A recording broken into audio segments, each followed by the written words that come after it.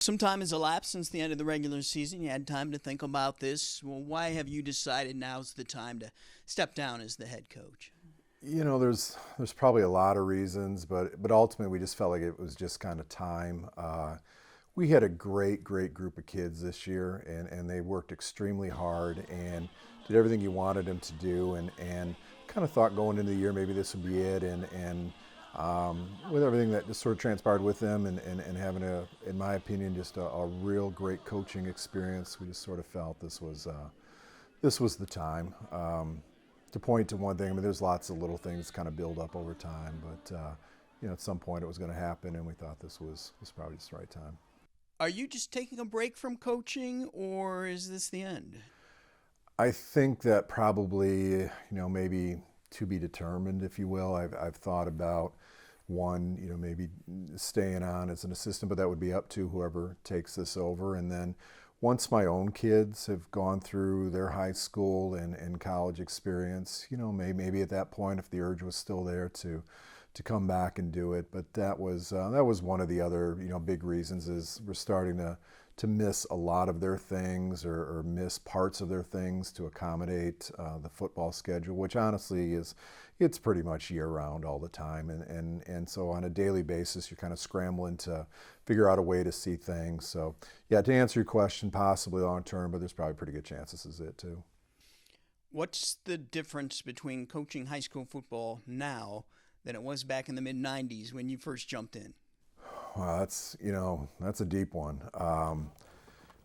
I think the game, with the different things that have happened to it, like back then it just seemed like participation was at such a higher rate overall, not just football but sports in general, and the amount of people that came out to games, it just seems maybe our lives have just gotten busier and busier, that kind of feel to things. We've gone through the whole safety aspects with concussions and everything, heat acclimation, et cetera. And it seemed like one of the best was, just seemed like it used to be a lot simpler than what we have now, and maybe a little more pure in some ways too. I mean, even at the high school level now, you're seeing these kids transferring all over the place, and basically everything's going to trickle down from college, whether we get into that whole NIL thing and things like that. But at the root of it, it's still the same. But yeah, there's definitely a lot of subtle differences as a whole. Not many high school coaches win a single state championship. You oversaw 5 teams that won state titles. And right now we go down to the field for Scott Leber. Well, Mike Lalor is the head coach of Stillman Valley. You've been in this position 4 times now. Are you still numb? Does the feeling ever change? Oh, it never changes. I thought Tolono had a heck of a team. They showed it there. The offense was incredible. As you reflect on that now, how amazing is that to you? And in your wildest dreams, did you ever think that could happen here at Stillman?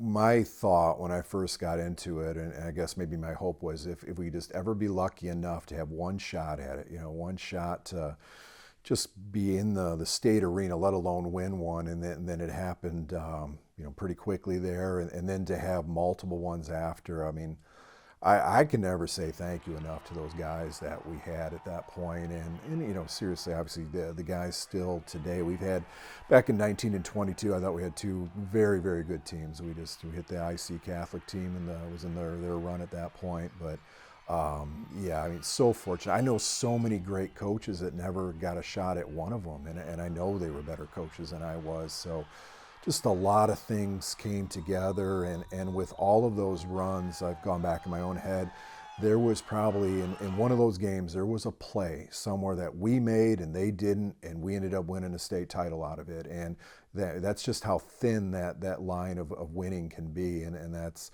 when I look at it, that's just, to me, just how incredibly fortunate I was, and the community was too.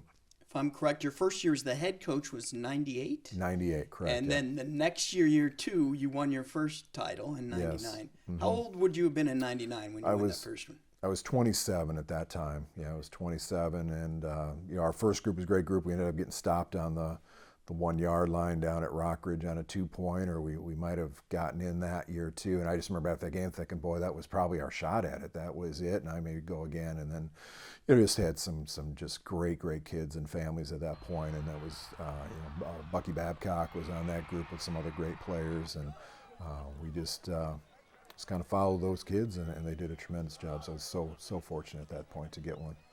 When you were named the head coach in '98 and you were a young man, did you ever have any self-doubts going into it about whether or not you were ready for the job at that time and that you could handle it? So, I was 25, 26 when I got hired, and at that moment, as I look back, the biggest thing is I was so naive to all the things that could go wrong that I thought that this is, they're going to have a lot of success. And then my very first game, we got beat by Byron by 1-score game or something like that. Was Sean Considine was a junior then, and Jeff Boyer was a junior. So it's ironic how those paths have crossed again. And at that moment, you really realize that the honeymoon was over at that point, and that you're going to really have to work your tail off. And even then, you're going to have need a little bit of luck to go along with it. And but yeah, to say at that point you're going to have any idea all this stuff was going to happen, there was no way. All right, this is going to be hard for you to pinpoint probably, but is there one moment that stands out to this day through all your tenure as the head coach that just is a moment you will always cherish and savor? It's difficult because like each year you go through it, and some ways one of them was down in '99. We ended up scoring late in the game to beat Aledo in a quarterfinal, and kind of realized I think we got a shot. But there was one personal moment. It was in 13. We were in the semifinals down at Aurora Christian, and it was a brutally cold night. And at halftime, we were supposed to get beat by several scores. I came out, just happened to look at my wife, and she kind of gave me a little nod, and it was just kind of enough, I think we can get this thing done tonight, and we did, and then we ended up winning the next week. So just personally, that was one for me. That was just really special that night. In your 28 years, you've obviously, as a head coach, you've obviously worked with a lot of assistants, and you worked under Kevin O'Neill when you first started here. What kind of an impact did all of those people make on you, and what did they mean to the success of the Stillman program? As I look back, you see how many things lined up, and just again how fortunate I was individually. So great man, Hall of Famer, and Kevin O'Neill my first year, and just found one way to do things through him. And then he happens to leave, and then we have a second Hall of Famer in Joe Bloom that steps in, and he just mentored, all of us young. We just happened to be a real young staff at the time, and was a great guy. And I saw another way to go about doing things, and then just all the coaches that I've had the honor to work with here. And there's so many, to be able to list everybody right now would be hard to do. But I just wanted to, that they had every bit as much to do with this as what I did. And so many times, the head guy gets their name in the paper, but it's the guys, the assistants, that really did the heavy leg work. And that's what I was so fortunate here to have as well. I know you have two teams. There's your football team and there's your family. And I know the sacrifices that all football coaches' families have to make. How did you guys pull it off? What did the support of your family mean to you? Well, first off, I hit the lottery when it came to football-wise with my wife. That she has just been beyond supportive from day one, and then really made herself part of the program too. And I think the boys look forward to seeing her a lot more than myself a lot of weeks, and baking brownies and everything else during the good weeks and so on. And then my kids, I should say our kids, were born into it. And I think the biggest thing we just try to do is that as much as we could, if we could ever include the family in the football activities.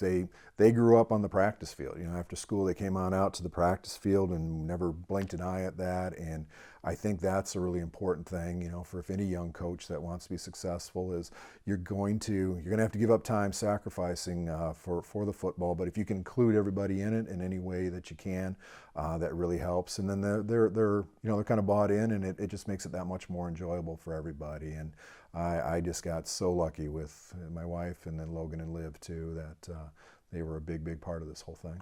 What's been the best thing, the most enjoyable thing about being a high school football coach?